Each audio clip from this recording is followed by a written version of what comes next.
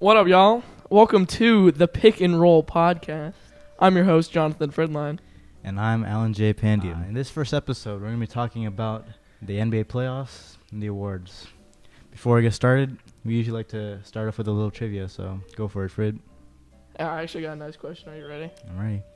Which NBA coach was the Phoenix Suns head coach in 2007 in their famous 7 seconds or less offense? Mike D'Antoni. Well done. Snaps. I knew I gave it away when I said the 7 seconds or less offense, but A little bit. But now we're going to transition to talking about the NBA playoffs. We're going to start with each series, starting with the Milwaukee versus Miami series. We're going to give our overview of the series and our prediction. So go first. I'll go first. You ready? Yeah. Dude, so all right, it was very apparent that my man Jimmy Butler did not perform to his levels. Yeah. So I'm gonna lose some people here. I got the Bucks in 4. Wow. Yeah, I got a clean sweep. Wow. If we got Chris Middleton and Giannis playing to their full capacity, they got a great supporting cast. Yeah, don't forget Drew Holiday. That's what I'm saying. Yeah. I got Bucks in 4. Well, I personally believe the Heat are gonna have a great Game 3. Bro, what? I think Jimmy's gonna have. I'm gonna predict the stat line. He's gonna have a triple double.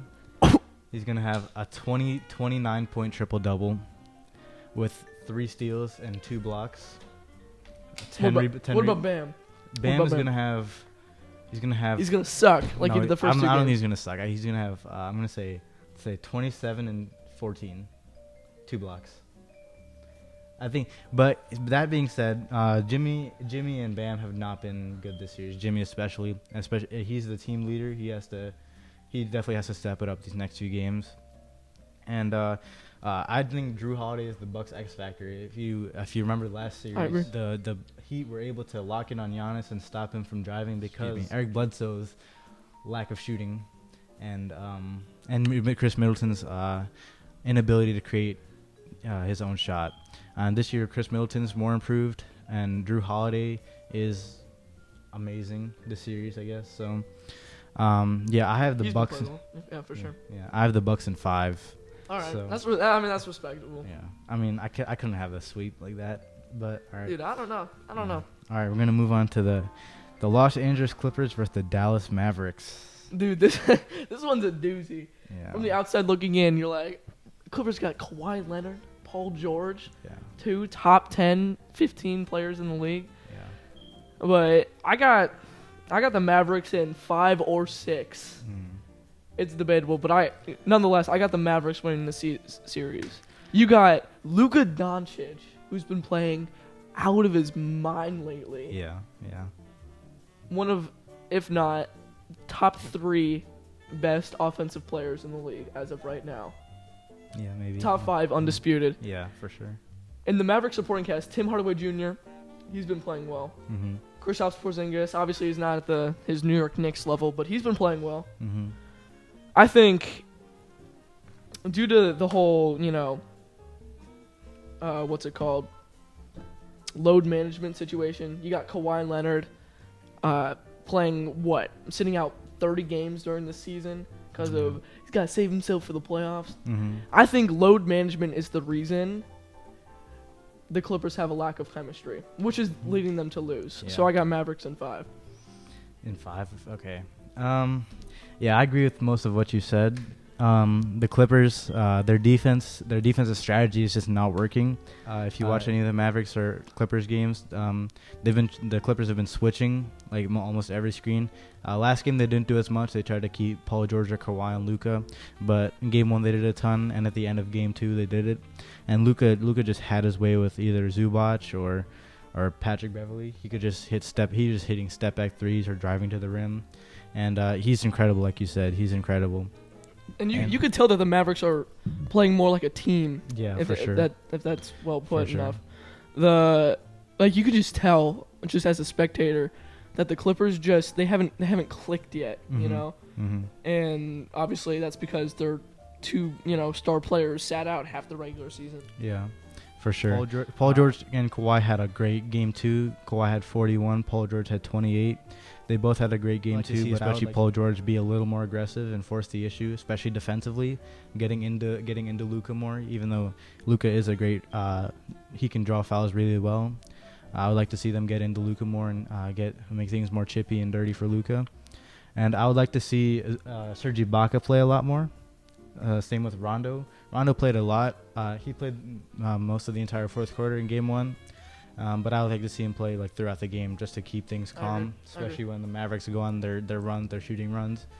Like Tim Hardaway, he's been balling out. So he really has. Rondo's a great floor general for sure. I feel like he can lead the Clippers offense in a way that no one else can. Yeah. So he can get them more in order. Yeah, for sure. That being said, all this being said against the Clippers, I'd say Clippers in 7. I am a believer in the Clippers. I'm a believer in the Los Angeles Clippers, and I believe that Tyronn Lue will make the correct adjustments. And I believe the Mavericks shooting will slow down. Mavericks in 5. No. Mavericks in 5. If the Mavericks are gonna win, it's gonna be in 6, in my opinion. I don't think the Clippers are gonna allow. Dude, I don't know. You're taking a team with 2 star players with little team chemistry against a team who's playing like a team. Yeah. With a absolute menace in Luka Doncic. I am taking Kawhi Leonard and Paul George. Can I change my answer? Sure. Mavericks in 6. Okay. I said you could roll the tapes. I said Mavs in 5 or 6 at the very beginning. Yeah. So I got Mavs in 6. Okay. I got Clippers in 7. Okay. All right. All right. You do you, dog. All right. Moving on to the Brooklyn series. Brooklyn versus Boston. You got it. Oh boy. I love this Boston Celtics team. I love Brad Stevens. He's actually one of my favorite coaches in the league. Love Jason Tatum and that young core with him and Jaylen Brown. But you just can't say no to this Brooklyn team with Kyrie Irving, Kevin Durant, and James Harden. You just can't. If you saw the way they play in the first 2 games, very hard to stop them. And especially when Jason Tatum went out, you could just tell he runs their entire team, especially with Jaylen Brown still sidelined, correct? Yeah. So that said, I got Nets in 5. Gentleman's sweep, in my opinion. Yeah, I agree with most of everything you said. Brooklyn is just, if you watch the games, it seems like they're just like, it sometimes seems they're not even trying that hard.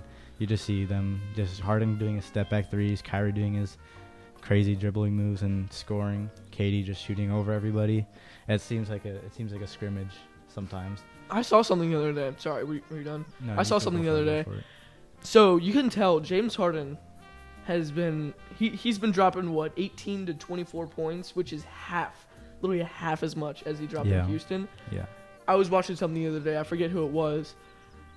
They were saying you can really see that James Harden is such a good playmaker, and you couldn't really see that in Houston because all he was doing is like, okay, I gotta score because he had to. But now when he's got these 2 players in Kevin Durant and Kyrie Irving, he can spread the floor more. He can set up his teammates for easy buckets. That's something he wasn't able to do in Houston. So I'm actually really enjoying watching James Harden blossom. Yeah, we saw him set up Blake Griffin for 2 mean slams last night. Yeah. So, yeah, I got Nets in 4. All right. Sweet. That's And Tatum. I don't know. They said he had a groin injury. He suffered a groin injury in game 1, and he got poked in the eye last game. And I don't know how he's I don't know if he could carry them to a win, but I got Nets in 4. You gotta have people like Kemba Walker. He's gotta step up. You know? Kemba. I don't know. Kemba has had a disappointing run with the Celtics so far. He's been injured. Hasn't been playing. I'm gonna say it right now. When his contract is up, he's gone. Yeah.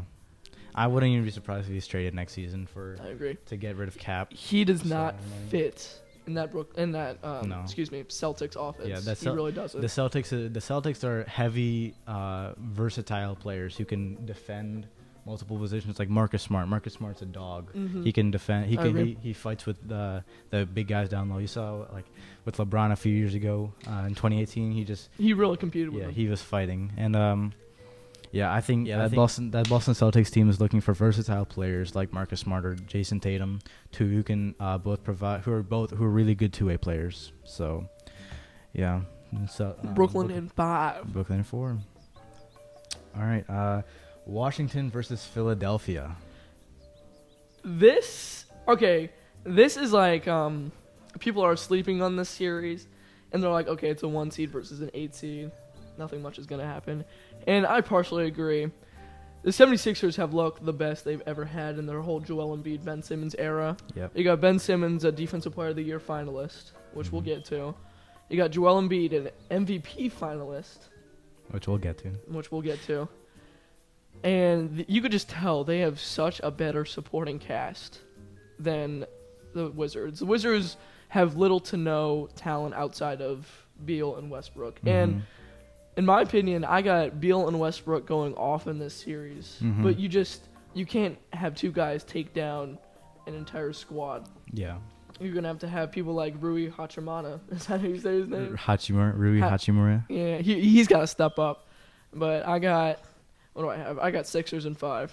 Another gentleman's sweep. Okay. Similarly, I have the Sixers in 5. I think. Oh, we agree, finally. Yeah, finally. I believe that the 76ers are the team that pose the most threat to the Brooklyn Nets. I know the Milwaukee Bucks are a huge threat as well, but Joel Embiid is just so dominant in the paint. Mm-hmm. He can stretch the floor as well, and his defensive presence can't go mistaken as well.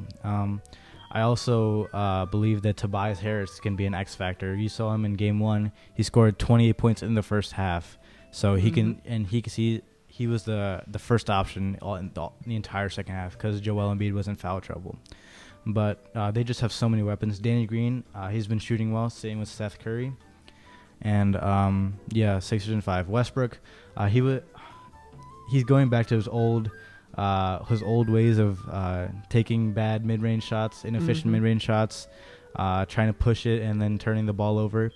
It's not to the extent as it was in this last few years in OKC against the Jazz, especially. Not to that extent, but you can see the inefficiency and the forcing shots take place. Bradley Beal, he's been fantastic, but I don't think his 30 points is gonna change the outcome of this series. Sixers in 5. Completely agree. All right. Los Angeles Lakers versus the Phoenix Suns. This. All right, I'm going to lose some people. Can I go first? Yeah, I'm go gonna for it. Go for it. I'm going to start off by saying I got Suns in 7. Now, hear me out. If, this is an if, Chris Paul can come back completely healthy, not even completely, 90% healthy, I got Suns in 7. If he's sidelined like he was during the fourth quarter of last night, Lakers aren't going to win. Yeah.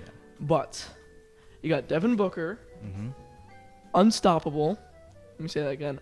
Unstoppable on the offensive end. Yeah. DeAndre Ayton, who has been shown to be very, very good in the paint. He was able to stretch the floor. He had a couple back down, turn away, fade away shots. Yeah. So this is going to be a good series. I'm excited to see how this plays out. Yeah. I got to see Devin Booker step up. I got to see Chris Paul have a double-double. Yeah.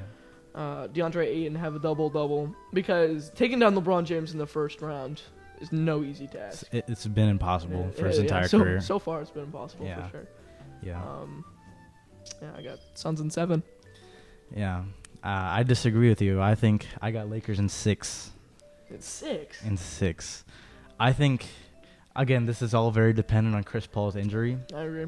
But I would say even with Chris Paul, I don't think the Suns can match LeBron James at his full, LeBron James, the playoff LeBron, if you know what I mean.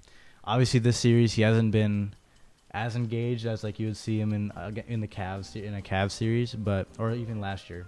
That may be due to his ankle injury that he suffered a month or two ago. And he said he was never going to be 100% again. But in my opinion, he hasn't been as engaged or had the same sense of urgency as he has had in previous playoff series.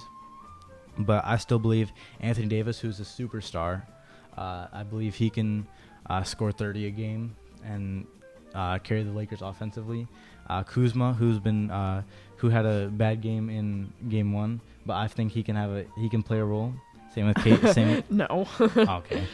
Kyle Kuzma's gonna drop a triple single. I'm calling it.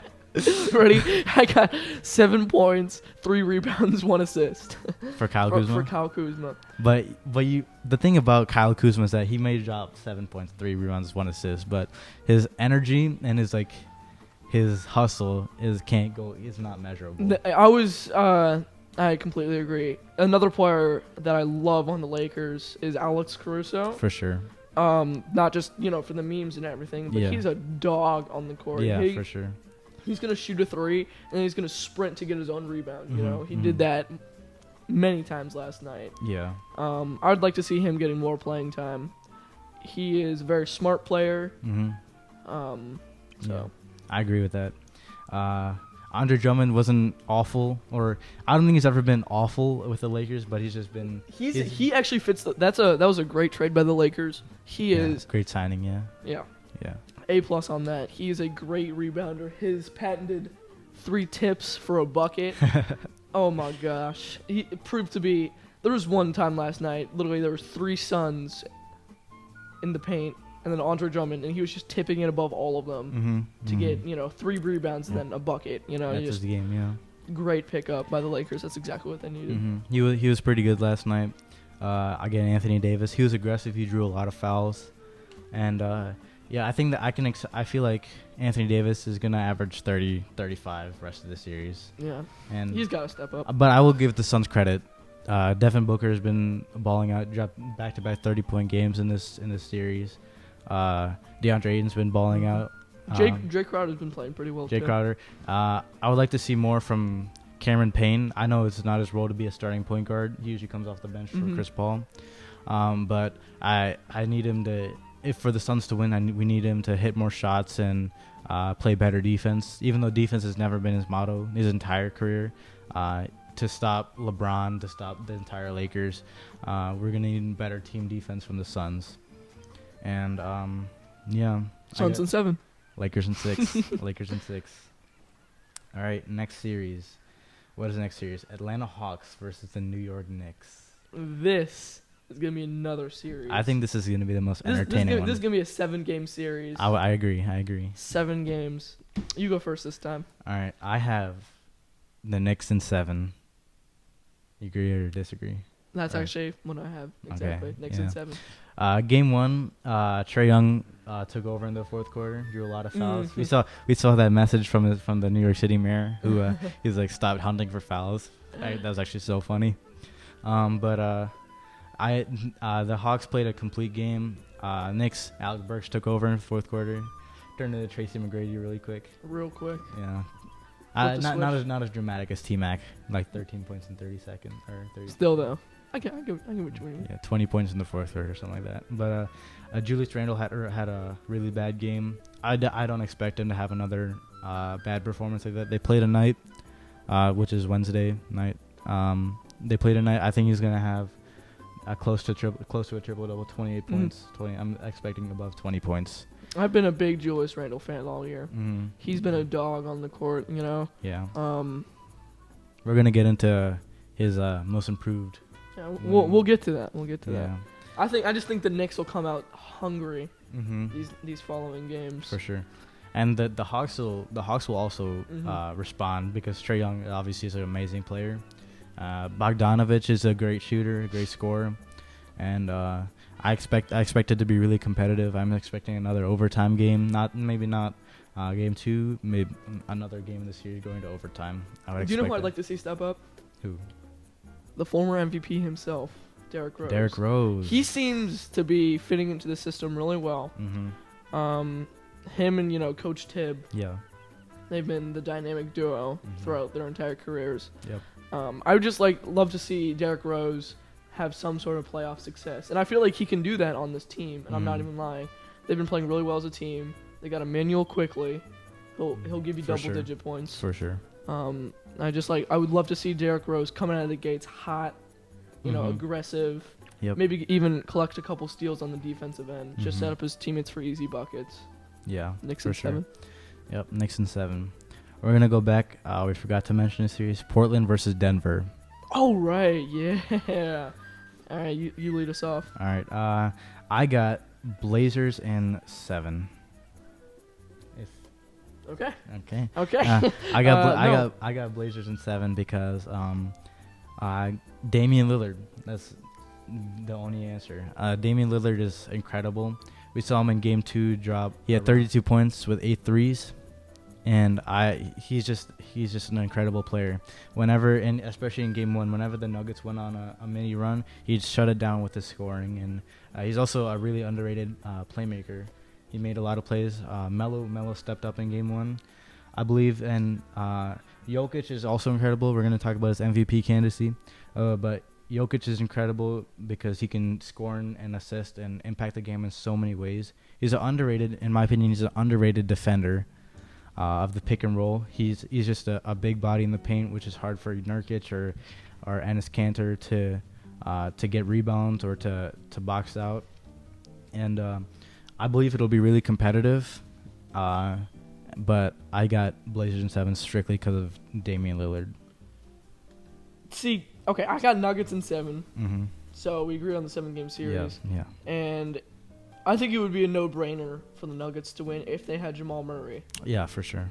I but agree because of him out and because you got little to no help on Damian Lillard, it's going to be a series. I completely agree. I personally think that the Nuggets are a much better rounded team. Yeah. I think they play better as a team. Yeah. I think they will ultimately be able to come out on top. But the Blazers have shown they are able to win in the playoffs. I forget, it would have been 2 or 3 years ago, they were in the Western Conference Finals against the Golden State Warriors. So they know how to win. Yeah. But you can just tell that the Nuggets are out for blood after their very disappointing loss last year.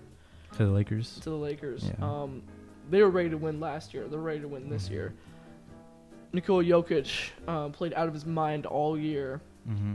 So I got Nuggets in 7. Yeah. I got Nuggets in That 7. Jamal Murray injury definitely, like, I had them as Can you agree that Nuggets would win? Nuggets would definitely win. If they had their star I feel like they player. may have even been a higher seed if it wasn't for What's their the 3 seed. And Blazers are 6. Yeah. Right. It goes Jazz, Suns. I think Suns are the 2 seed. Yeah, I think they would have a higher seed than the Suns. If they had Jamal I agree. Who's the 4 seed in the West? Clippers. Oh, you're right. Clippers, yeah. Yeah. If Jamal Murray wasn't injured, I would have. I had them before he was injured, and right after they traded for Aaron Gordon, I had them as a championship contender because I completely agree. That's how special that team was. But that torn ACL definitely derailed a lot of it. Really derailed the whole season, which that's just part of the game. Injuries happen. Yeah. They've hindered plenty of teams, so it's just But all right, final series. Oh, Memphis versus Utah. I am a big Utah Jazz guy. Yes. You can't take away from the fact that they are a number 1 seed. That's they true. played incredible throughout the regular season. Yep. Yes, Donovan Mitchell is sidelined, but I think he might play actually tonight. Is he? Okay, I knew he was coming back soon. I didn't know if it was tonight or next game. I think he's playing tonight. So I'll give him a game or 2 to get back into shape. I don't expect him to come out and drop 45. I mean, he might. He might. It's Donovan Mitchell. You never know. I definitely got Utah coming out of this series. I got Utah in 6. Ja Morant and Dylan Brooks they're definitely going to lead their team 100%. They are going to come out hungry. They're going to run and gun. They're going to be aggressive. But that's just no match for Utah's deep bench, team style of play. They're able to spread the floor. They got 2-time defensive player in the year winner, Rudy Gobert. Potentially 3-time. Potentially.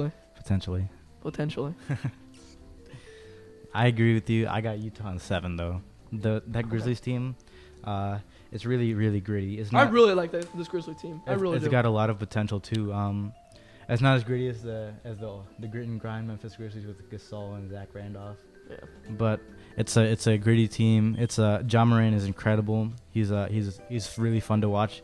His high pick and roll game is almost unguardable because especially with no Rudy Gobert, in game one, Rudy Gobert was fouled out, and John Morant, he owned the lane, so. Yeah.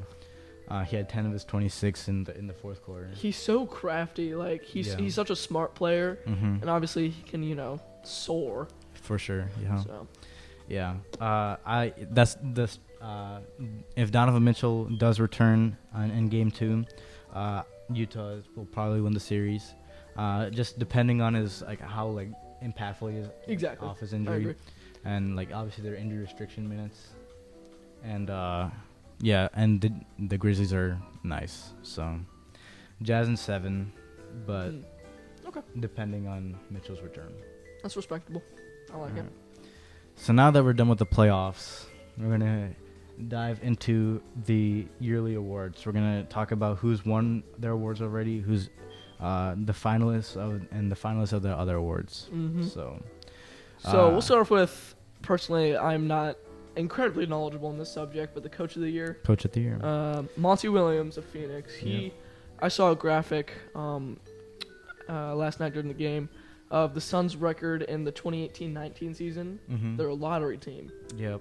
He's able to turn this team around in a matter of 2-3 years, which isn't impossible, but it's hard to do, and lead them to a 2 seed. Yes, he was able to get all these assets. He formed Devin Booker into a great player. Yeah. Obviously, they got Chris Paul, huge addition.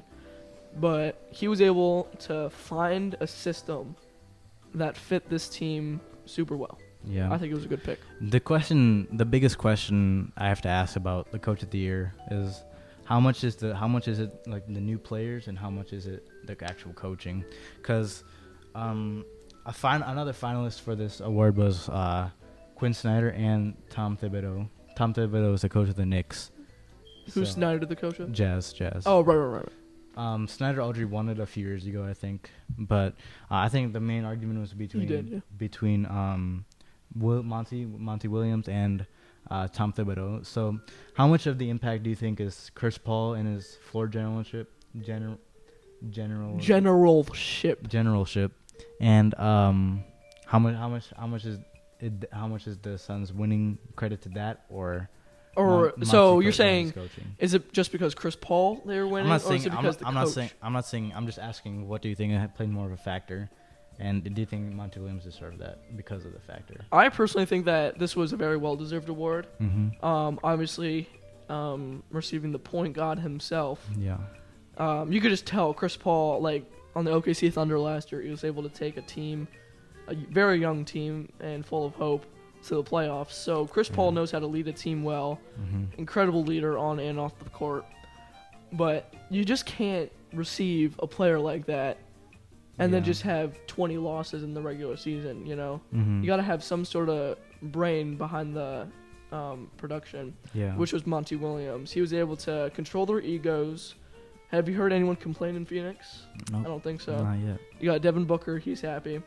Mm-hmm. You got Jay Crowder. He's happy. I forgot about Jay Crowder. He's a solid player. Yeah, and Jay Crowder is known to, voice his opinion, even especially when he's not happy. Yeah. Think of him in Cleveland. He wanted out of Cleveland. So very well deserved, in my opinion. What do you think? I think it should have been Monty Williams too. I think first of all, they got the second seed in the West, which is more. And the West is more competitive. Mm-hmm. Well, I wouldn't say more competitive. I would just say. No, I would say more competitive. Okay, more competitive than the East. And then, Tom Thibodeau, they got the 4 seed, which is not bad at all. But I don't think it's as drastic as a shift from a lottery team in 2018-19, who's been a lottery team for a while since Steve Nash left. Exactly, they've been rebuilding for a decade and a half. Yeah, so taking that to the second seed, that's pretty incredible. That's good coaching right there. Yeah, he's also been. I'm not sure if it's just him, but the team's been drafting well. Cam Johnson, he has a lot of potential. Yeah. Same with Mikal Bridges. Mikal Bridges is nice. He's corner 3. He never misses. He's got long arms too. Such a good defender. Yeah, I agree. He was on LeBron a little bit last night. Yeah. He's nice. All right, 6th man of the year, Jordan Clarkson. It's always funny to me. This is 2 years in a row where the two finalists for Sixth Man of the Year on the same were on the team. same team. You got Lou Williams and Trez Harrell on the Yeah. Clips last year. Yeah. And you got Joe Ingles and Jordan Clarkson this year. Yep. So obviously it was between the two on the Utah. I think it was well deserved. There's also Derrick Rose, Knicks. Yeah, but it was. I'm saying like two finalists Oh, okay. just happened to be on the same team. Yeah. It's just funny to me because Yeah. they like had two 6 men. Like so that just shows you that both of them weren't like A 6-man. a 6 man. They're- Exactly. I think it's more of like the best bench player. Exactly. I So- completely agree. So Jordan Clarkson, he really has been playing really well this year. He Mhm. has been able to pinpoint his strengths. yeah. And of course he fit incredibly well in Utah. Yep. He's been able to really go off, both on the offensive and defensive end. Mhm. But I love Joe Ingles. He's an incredible shooter, though he might not have the athleticism.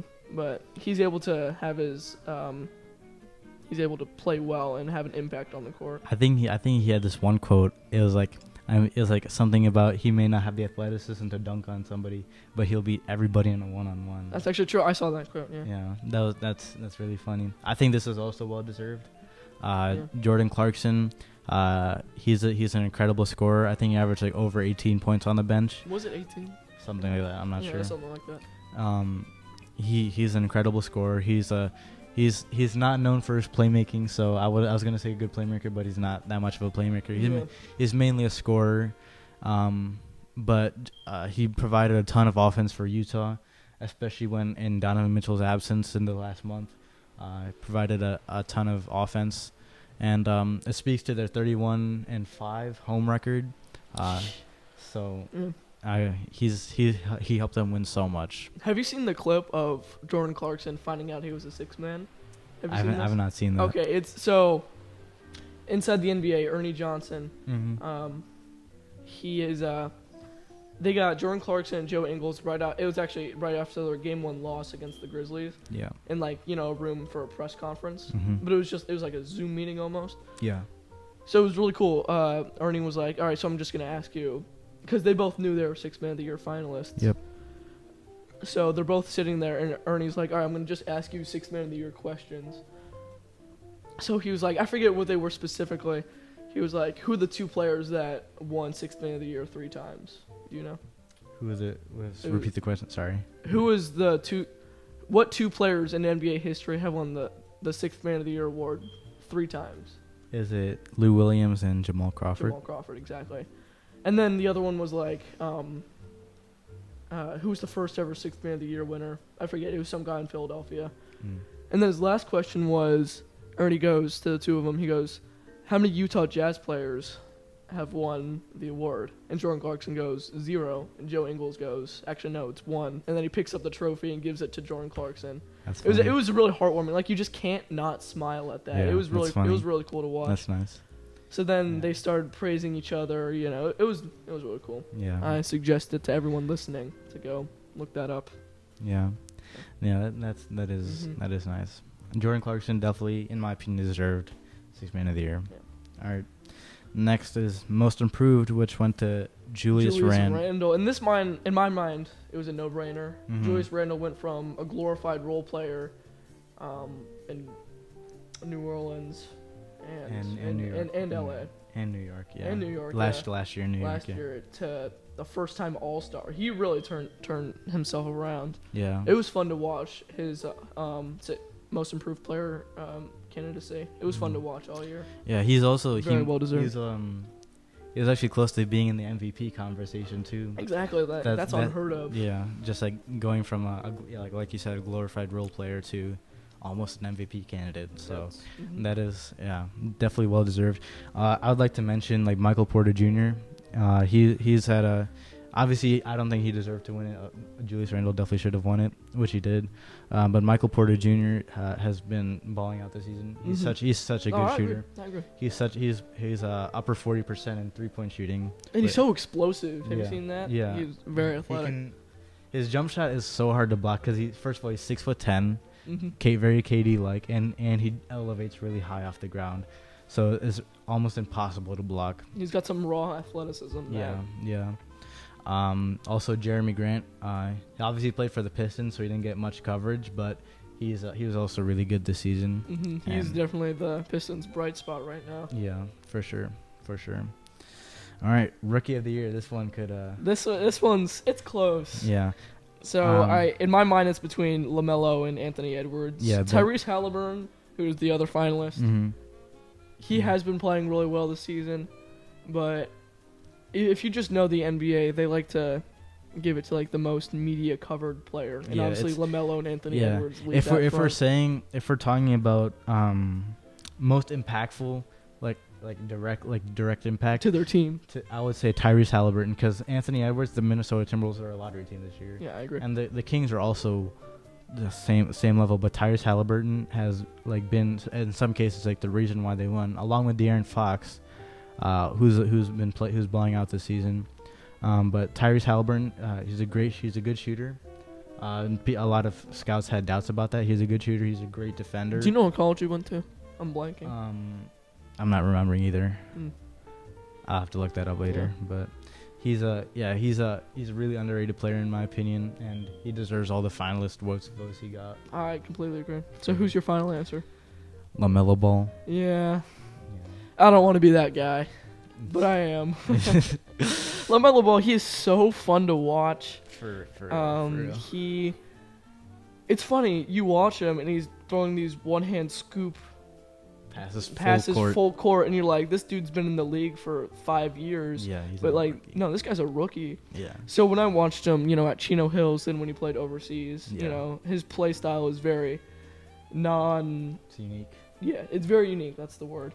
So I was like, there's no way this is gonna be able to fit into the NBA. And his crooked jump shot, I was like, I don't know. I don't really see it in the NBA. Yeah. And then he was able to come out, torch other teams. He was able to, knock down his shots. For sure. He was able to get past defenders. He was a good playmaker. So I got LaMelo Ball. He's a great playmaker, yeah. I really do. I'm excited to see his future. In all my years of watching basketball, he is such a weird play style that's also like incredibly fun to watch. It's almost like he's not trying. Like he's so nonchalant about it. Yeah, but it's very effective. His jump shot is weird, but it goes in. So it's like, and his passes, they like if you've ever played basketball, his passes are like impossible to make if you don't have the talent or you don't have the dedication to practice those. His no looks, his crazy lobs and bounce passes. He's incredible. He's fun to watch for real. Anthony Edwards is definitely another worthy candidate. He's extremely athletic. He had that one poster dunk. In my mind, best dunk of the season. Yeah, I agree. Him or Miles Bridges. That Miles Bridges poster was. Oh yeah. But I think it was him probably. But he's averaged like 19 this season, which is insane for a rookie. And he's a great scorer. Has a ton of potential, and he's definitely. I would say he's definitely worthy of winning it as well. Yeah. Just as a basketball fan, I'm extremely excited to see how these three players do. For sure. Yeah. I would love to see them, ultimately carry their team to a playoff spot. So the future is definitely bright for these three. Charlotte almost made the playoffs this year, so they were in the play-in tournament. They were in the play-in tournament, and I think their youth got the advantage. Oh yeah. Because the Pacers obviously they've been in the playoffs before. So they know. And they got Sabonis. Yeah, Sabonis is nice. So, yeah. So next up, we got the Defensive Player of the Year. This is another very interesting conversation. The finalists are Draymond Green, Rudy Gobert, and Ben Simmons. Who won it last year? Was it Rudy? Giannis. Oh, it was Giannis, and then Rudy won the two before that. He went back-to-back before that. I don't know. What do you think? You kick us off. This one's tough for me. This one's tough. I definitely agree. I'm going Rudy Gobert. Okay. The reason why I chose Rudy Gobert is, first of all, Jazz had a top 10. I forgot what exactly they had a top 10 defense almost all year, and Rudy Gobert is the anchor of that defense. When I play basketball and I know I have a rim protector behind me, I get more confident to press up. And I completely agree. To guard your player more aggressively. It allows your guards to be more aggressive. Knowing that if they get past you, you have rim protector. Rim protector, yeah. And Rudy Gobert's impact, not only statistically but just mentally. I saw a clip of, I think it was the Atlanta Hawks, but Rudy Gobert was just standing in the paint ready to block a shot when the players drove in, and all of them just like drove in, dribbled back out, drove in, dribbled back out. Because of his intimidation factor. So I actually like this race because it's between a rim protector and Rudy Gobert, and then and then you got Ben Simmons. Like there's two different types of defenders. Yeah, for sure. It's really cool to watch. You got Rudy Gobert, who's the rim protector, and then you got Ben Simmons, who's a guard, who's able to press up, full court press the other team's starting guards. Yeah. So it's just interesting in my mind how there can be two different finalists.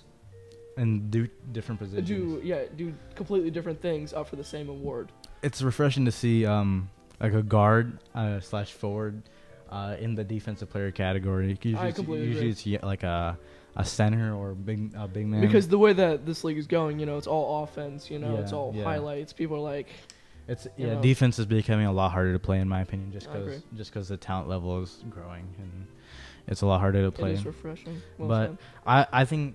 No offense to Draymond Green, but he's a fantastic defender. He's like the heart and soul of the Warriors defense. But I think the race is strictly between Rudy Gobert and Ben Simmons, because Ben Simmons, he's such a versatile defender, versatile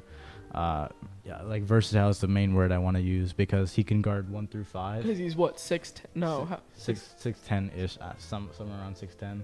He can guard 1 through 5. He's super strong, super fast. And I think he's close to leading the league in steals this season. Yeah, I forget who is. Yeah. But I think in my mind it's Rudy Gobert too. The only reason why I could think it'd be Ben Simmons would be voter fatigue. But it's not like he's won 6 of these. He's only won 2. Yeah. So I got Rudy Gobert, and obviously the Jazz and the Sixers are the 2 top teams. For sure. So you can tell that they had an impact. While Draymond Green, his team was a lottery pick. So. Yeah. Yeah, for sure. And now we got the last one, the interesting one. MVP. We got MVP, Steph Curry, Joel Embiid, and Nikola Jokic. You go first. I go first? So, I told myself, literally from the beginning of the season, I'm like, if Steph Curry can lead that team, we all know what I'm talking about, the very subpar team to the playoffs. The G League team. Yeah, glorified G League team to the playoffs. He's the MVP. Yeah. So, in my mind, the play-in tournament does count. So, I think it'll be Steph Curry. He played out of his mind all season, won the scoring title, unguardable. Pretty much, yeah. Pretty much. He was a playmaker and took that awful team to the play-in tournament, which is very impressive in my mind. So, I think, in my mind, Joel Embiid is third place. It's between Nikola Jokic and Steph Curry. Yeah, in my brain. I agree. Embiid was great this season. I feel like that injury that he had really did prohibit. I think it was mid-February or somewhere around there. It really brought him back. Before Steph Curry went off in April, it was between him and Jokic, and so I think the injury definitely derailed a lot of it. His candidacy. So. I'm gonna say it's Nikola Jokic. Oh, really? Yeah. Obviously Steph Curry was superhuman this season, carried the Warriors to a play-in tournament spot, but I heard this argument from Damian Lillard actually, saying that if he couldn't win league MVP for being the 8th seed last year, obviously it's a bubble season, so he won bubble MVP, but I don't think that really counts as much. But oh yeah, you're talking about Dame. Dame, yeah, thinks he should. Yeah, okay. But he had a quote saying if he couldn't win MVP, being an 8th seed and averaging 30, 32 or whatever, then Steph Curry shouldn't. And I guess I agree with that, because the Warriors didn't even make the playoffs this year. Nuggets were the 3 seed, and Jokic averaged nearly a triple double on 27 points, and his impact. I think it was measured in a statistic I forgot the name of, but it actually it determined how valuable a player was to their team. And Jokic, if you take Jokic off the Nuggets, they're a lottery team, in my opinion. Okay, same thing with the Warriors, though. I mean, take Steph Curry off the Warriors, they're the worst team in the league without fail. That's true, but the Nuggets, think about it like this: if you take Steph Curry off the Warriors, the worst team in the league, right? Mm-hmm. You take the Nuggets, who are the 3 seed, right? 3 seed with Jokic, they're a lottery team. No, they're not. Yes, they're a playoff team. No, without Jokic. I'm sorry. Yeah, Without Jokic, they're still deep enough, and they're well coached. And Jamal Murray. I don't think Jamal Murray will be able to take that team. I think. In my mind, if not, if not, 8 seed or 9 seed. I think they're in the same position, where the Warriors were this season. They're the same. Okay. So Jamal Murray would be Steph Curry. Like 8 through. No. I'm not saying Jamal Murray would be Steph Curry. I'm just saying without Jokic, their seeding would be 9 through 12. No, 9 through 12. What 9 through 10, 9 through 11. Okay. Either way, you gotta appreciate just the game of basketball, and you gotta appreciate all 3 of these players had a remarkable career. For sure. And this will be a close race. For sure. I got Jokic, you got Curry. Okay, We'll see. So that was the first episode of the Pick and Roll podcast. You got anything to say to the I'll give a quick shout out to our Gram. Go follow at the Pick and Roll podcast on Instagram. On Instagram, we'll be posting, updates with this whole thing. I appreciate y'all listening for real. All right. All right. Have a good one. That's a wrap.